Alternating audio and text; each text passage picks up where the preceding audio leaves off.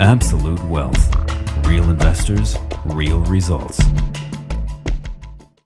Hubert Centers here with Absolute Wealth. Let's talk about time frames. So time frames is just a complicated way of saying how long are you going to be in this trade, or how long is your time horizon for this trade. So if we're trading bonds now, I am a short player in the bond markets. In other words, I think bonds are going to go lower. I think they're in a bubble.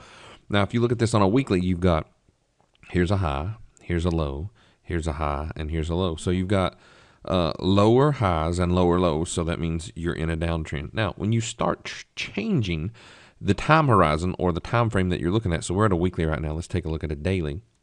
And if we look at shorting that, what I'd want to do is I would want to short that on these pops right here in these areas here, or in this area when I've got an overvalued situation. Now, that sounds really easy to do. It's kind of hard to do because we're dealing with money here, and then we're dealing with emotions. The more important thing is not only the entry.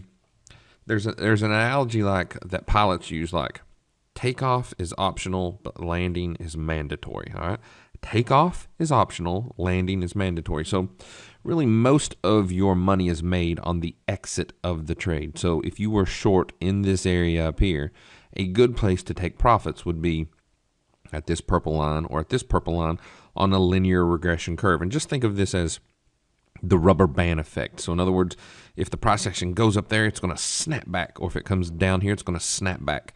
So once it gets to the point to where it's stretched out about as far as it'll go, it's a great place to think about taking profits. Good luck, hope it helps, and I'll see you in the next video.